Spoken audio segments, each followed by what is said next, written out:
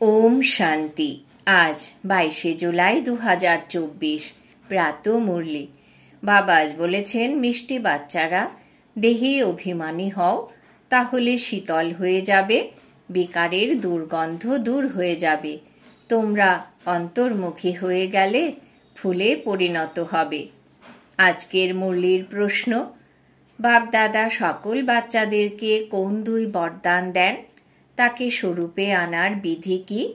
উত্তর: বাবা সকল বাচ্চাদেরকে শান্তি আর সুখের বরদান দেন। বাবা বলেন, বাচ্চারা, তোমরা শান্তিতে থাকার অভ্যাস করো। কেউ যদি উল্টোপাল্টা কিছু বলে, তাহলে তোমরা উত্তর দিও না। তোমাদের শান্ত থাকতে হবে। অপ্রয়োজনীয় পরনিন্দা পরচর্চা করো না। কাউকেই দুঃখ দেবে না। মুখে শান্তির চুষিকাঠি রাখো, তাহলেই এই দুই বরদান স্বরূপে এসে যাবে। ওম শান্তি। মিষ্টি মিষ্টি বাচ্চারা কখনো সামনে থাকে, কখনো আবার দূরে চলে যায়। সামনে তারাই থাকে যারা স্মরণ করে, কেননা স্মরণের এই যাত্রাতেই সব কিছু নিহিত আছে, এমন বলাও হয়, দৃষ্টি দিয়ে ভরপুর করে। আত্মার নজর যায় পরম পিতার প্রতি, তখন আর কিছুই তার ভালো লাগে না। তাকে স্মরণ করলে বিকর্ম বিনাশ হয়, তাই নিজের প্রতি কত সাবধানতা রাখা প্রয়োজন। স্মরণ না করলে মায়া বুঝতে পারে এর যোগ ছিন্ন হয়েছে, তখন মায়া নিজের দিকে আকর্ষণ করে, কিছু না কিছু ভুল কাজ করিয়ে দেয়। এমনভাবেই তারা বাবার নিন্দা করায়। ভক্তি মার্গে গাওয়া হয়, বাবা, আমার তো এক তুমি, দ্বিতীয় আর কেউ নেই। বাবা তখন বলেন, বাচ্চা, তোমাদের লক্ষ্য অনেক উঁচু। কাজ করতে করতে বাবাকে স্মরণ করা, এ হলো উঁচুর থেকেও উঁচু লক্ষ্য।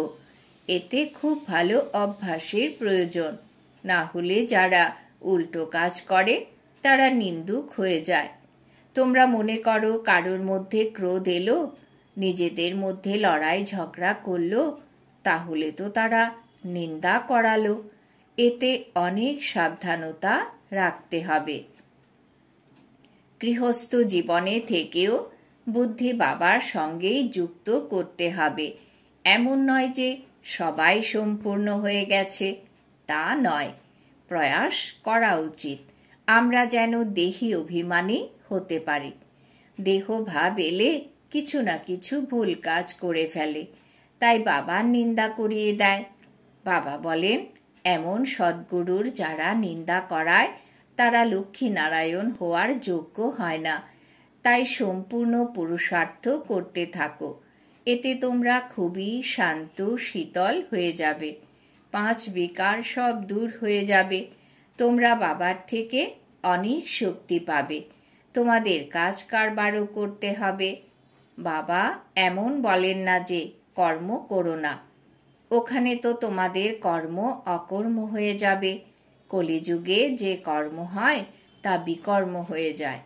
এখন সঙ্গম যুগে তোমাদের শিখতে হয়, ওখানে শেখার কোনো ব্যাপার নেই। এখানকার শিক্ষাই ওখানে সাথে চলবে।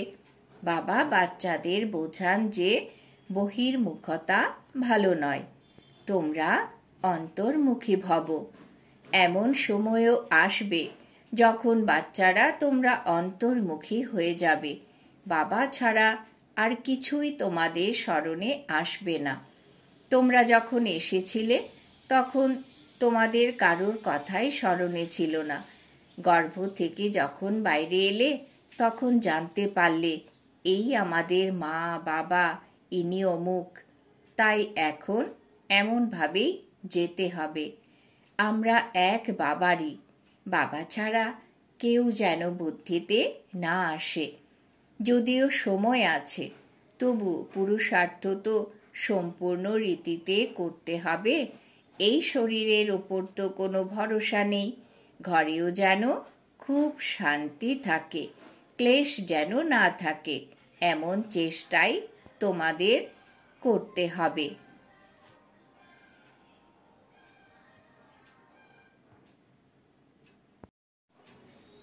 না হলে সবাই বলবে এদের মধ্যে কত অশান্তি। বাচ্চারা, তোমাদের তো সম্পূর্ণ শান্ত থাকতে হবে। তোমরা তো শান্তির অবিনাশী উত্তরাধিকার নিচ্ছ, তাই না? এখন তোমরা কাঁটার মধ্যে আছো, তোমরা এখন ফুলের মধ্যে নেই। এই কাঁটার মধ্যে থেকেই তোমাদের ফুলে পরিণত হতে হবে। তোমরা নিজেদের আরো বেশি কাঁটাতে পরিণত করো না। তোমরা যত বাবাকে স্মরণ করবে ততই শান্ত থাকবে। যদি কেউ উল্টোপাল্টা কিছু বলে, তোমরা শান্তিতে থাকো। আত্মা তো শান্তই, আত্মার স্বধর্ম হলো শান্ত। তোমরা জানো যে এখন তোমাদের ওই ঘরে ফিরে যেতে হবে। বাবাও হলেন শান্তির সাগর। তিনি বলেন তোমাদেরও শান্তির সাগর হতে হবে। তোমরা ফালতু পরনিন্দা পরচর্চায় অনেক ক্ষতি করে ফেলো। বাবা নির্দেশ দেন, এমন কথা বলা উচিত নয়, এতে তোমার বাবার নিন্দা করানো হয়। শান্তিতে থাকলে কোনো নিন্দা বা বিকর্ম হয় না। বাবাকে স্মরণ করতে থাকলে আরও বিকর্ম বিনাশ হবে। তোমরা নিজেরাও অশান্ত হয়েও না, আর অন্যদেরও অশান্ত করো না। কাউকে দুঃখ দিলে আত্মা অখুশি হয়। অনেকেই আছে যারা লেখে যে, বাবা, এ বাড়িতে এলে তুমুল অশান্তি করে। বাবা লেখেন, তোমরা তোমাদের স্বধর্ম শান্তিতে থাকো। হাতুম তাইয়ের কাহিনী আছে না? ওদের বলেছিল তোমরা মুখে চুষি কাঠি দিয়ে দাও, তাহলে আওয়াজ বেরোবে না, তোমরা কিছু বলতে পারবে না তখন। বাচ্চারা, তোমাদের শান্তিতে থাকতে হবে। মানুষ শান্তির জন্য অনেক ধাক্কা খায়। বাচ্চারা, তোমরা জানো যে আমাদের মিষ্টি বাবা হলেন শান্তির সাগর। শান্তি করাতে করাতে তিনি এই বিশ্বে শান্তি স্থাপন করেন। তোমরা তোমাদের ভবিষ্যতের পথকেও স্মরণ করো। ওখানে থাকেই এক ধর্ম, দ্বিতীয় কোনো ধর্ম ওখানে থাকে না। সেই অবস্থাকেই বিশ্বের শান্তি বলা হয়। এরপর যখন অন্যান্য ধর্ম আসে, তখন হাঙ্গামা শুরু হয়ে যায়। এখন কতটুকু শান্তি আছে তোমরা বুঝতে পারো যে আমাদের ঘর হলো ওটাই। আমাদের স্বধর্ম হলো শান্ত। এমন তো বলা হবে না যে শরীরের স্বধর্ম হলো শান্ত। শরীর হলো বিনাশী আর আত্মা অবিনাশী। যত সময় আত্মা ওখানে থাকে তো কত শান্ত থাকে। এখানে তো সম্পূর্ণ দুনিয়াতেই অশান্তি, তাই মানুষ শান্তি চাইতে থাকে। কিন্তু কেউ চাইলেই সদা শান্তিতে থাকবে এমন তো হতে পারে না।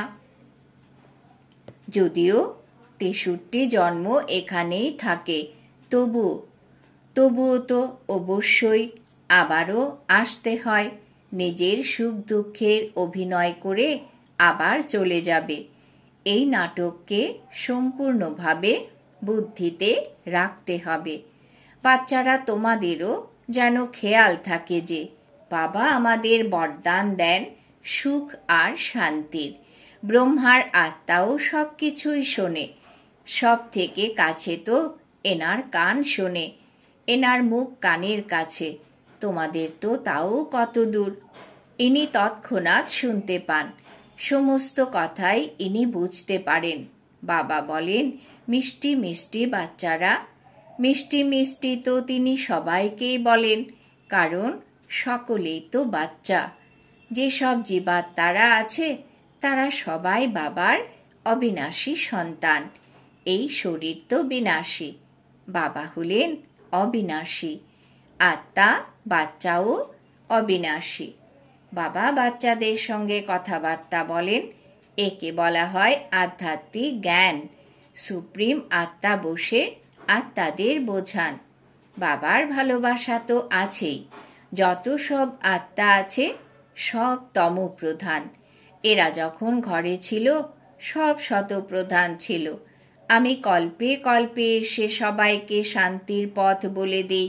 এখানে বর দেওয়ার কোনো ব্যাপার নেই, এমন বলবেন না যে ধনবান ভব, আয়ুষ্মান ভব, তা নয়। সত্যযুগে তোমরা এমনই ছিলে, কিন্তু আশীর্বাদ দেন না। তোমরা কৃপা বা আশীর্বাদ চাইবে না। বাবা হলেন বাবাও, আবার টিচারও। এই কথা তোমাদের স্মরণ থাকতে হবে। আহা, শিব বাবা আমাদের বাবাও টিচারও। তিনি হলেন জ্ঞানের সাগর। বাবা বসেই আমাদের নিজের আর রচনার আদি, মধ্য এবং অন্তের জ্ঞান শোনান, যাতে তোমরা চক্রবর্তী মহারাজা হয়ে যাও। এ তো সম্পূর্ণ অলরাউন্ড চক্র। বাবা বোঝান যে এই সময় সম্পূর্ণ দুনিয়া রাবণ রাজ্যে আছে। রাবণ কেবলমাত্র লঙ্কাতে নেই। এ হলো বেহুদের লঙ্কা, চারিদিকেই জল। সম্পূর্ণ লঙ্কা রাবণের ছিল, এখন আবার রামের হচ্ছে। লঙ্কা তো সোনার ছিল, ওখানে সোনা অনেক থাকে। এর উদাহরণও দেওয়া হয়। ধ্যানে গিয়ে সেখানে একটি সোনার ইট দেখেছিল। এখানে যেমন মাটির ইট, ওখানে তা সোনার হবে। তাই মনে করে ওখানে সোনা নিয়ে যাবে। কেমন সব নাটক বানানো হয়েছে। ভারত তো অনেক নামি দামি, অন্য কোনো খণ্ডে এত হীরে জহরত থাকে না। বাবা বলেন যে আমি গাইড হয়ে সবাইকেই ফিরিয়ে নিয়ে যাই। চলো বাচ্চারা, এখন ঘরে ফিরে যেতে হবে। আত্মা হলো পতিত, পবিত্র হওয়া ব্যতীত ঘরে ফিরে যেতে পারবে না। পতিতকে পবিত্র করেন একমাত্র বাবাই। তাই সকলেই এখন এখানে। একা ঘরে ফিরে কেউ যেতে পারে না, নিয়ম তা বলে না। বাবা বলেন যে বাচ্চারা, মায়া তোমাদের আরো বেশি করে দেহ অভিমানে আনবে। বাবাকে স্মরণ করতেই দেবে না। তোমাদের কিন্তু সাবধান থাকতে হবে। এ হলো মায়ার উপরেই যুদ্ধ। চোখ অনেক ধোঁকা দিয়ে দেয়। এই দৃষ্টিকেই নিয়ন্ত্রণে রাখতে হবে। দেখা যায় যে ভাই বোনেও দৃষ্টি ঠিক থাকে না। তাই এখন বোঝানো হয় নিজেদের ভাই ভাই মনে করো। এমনিতে তো সবাই বলে যে আমরা ভাই ভাই, কিন্তু এর অর্থ কিছুই বোঝে না। ব্যাঙের ডাকের মতো কর্কশভাবে অসন্তোষ প্রকাশ করে, কিছুই অর্থ বোঝে না। এখন তোমরা প্রত্যেকটি কথার যথার্থ অর্থ বুঝেও গেছো। বাবা মিষ্টি মিষ্টি বাচ্চাদের বসে বোঝান যে তোমরা ভক্তি মার্গেও প্রেমিক ছিলে। প্রিয়তমকে স্মরণ করতে, দুঃখের সময় সবার আগে তাকেই স্মরণ করে। হায় রাম, হে ভগবান দয়া করো। স্বর্গে তো এমন কখনোই বলবে না, সেখানে তো রাবণ রাজ্যই থাকে না। বাবা তোমাদের রাম রাজ্যে নিয়ে যান, তাই তার মতে চলা উচিত। এখন তোমরা ঈশ্বরীয় মত পাচ্ছ, এরপর দৈবী মত পাবে। এই কল্যাণকারী সঙ্গম যুগকে কেউ জানে না, কেননা সবাইকে বলা হয়েছে কলিযুগ এখনো ছোট বাচ্চা, এখনো লাখ বছর বাকি আছে। বাবা বলেন এ হলো ভক্তির ঘোর অন্ধকার, জ্ঞান হলো প্রভাত।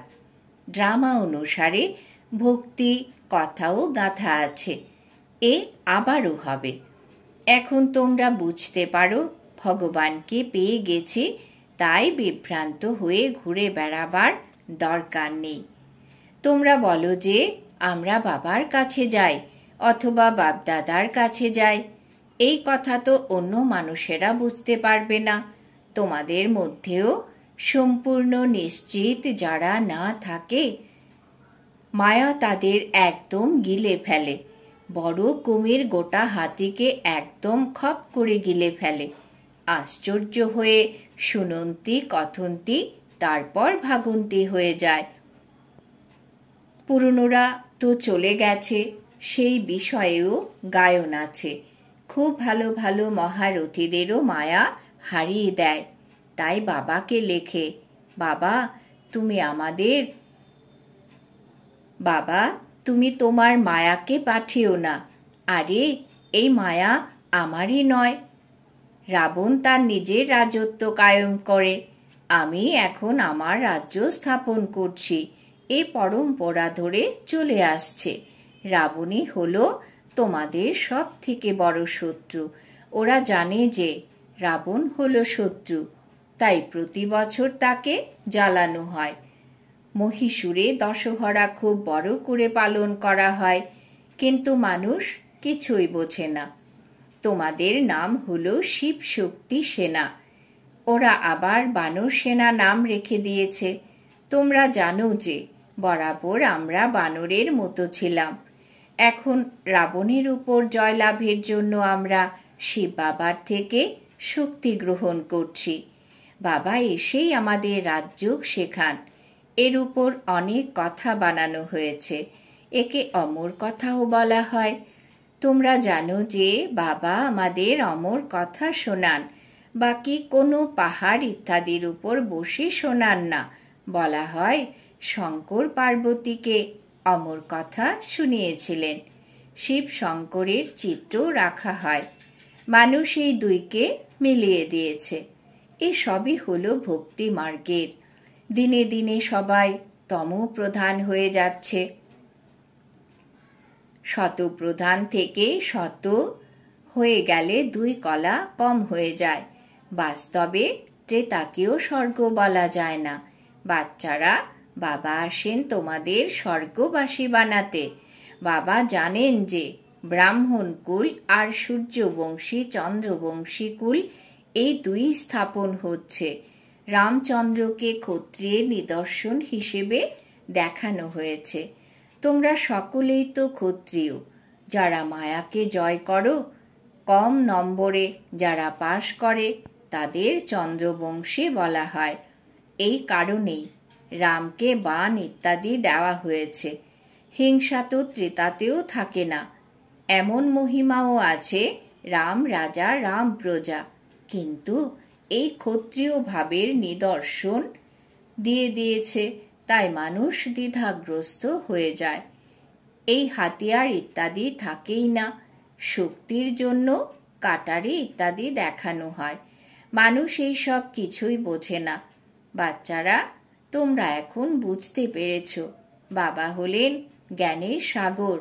তাই বাবাই আমাদের আদি মধ্য এবং অন্তের রহস্য বুঝিয়ে বলেন।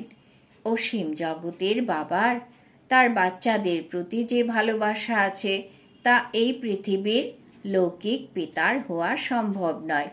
তিনি 21 জন্মের জন্য বাচ্চাদের সুখদায়ী করেন।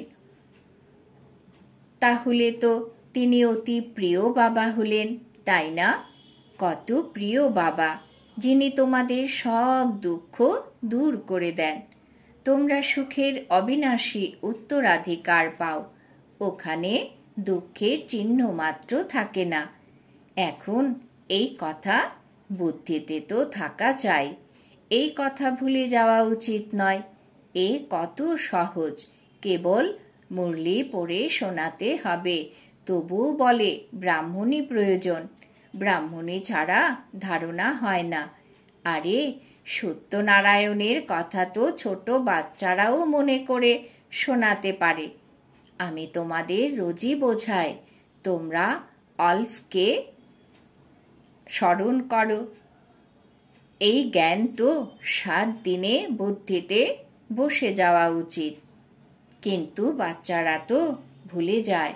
বাবা তো আশ্চর্য হয়ে যান। আচ্ছা, মিষ্টি মিষ্টি হারানিধি বাচ্চাদের প্রতি মাতা পিতা বাপ দাদার স্মরণের স্নেহ সুমন আর সুপ্রভাত।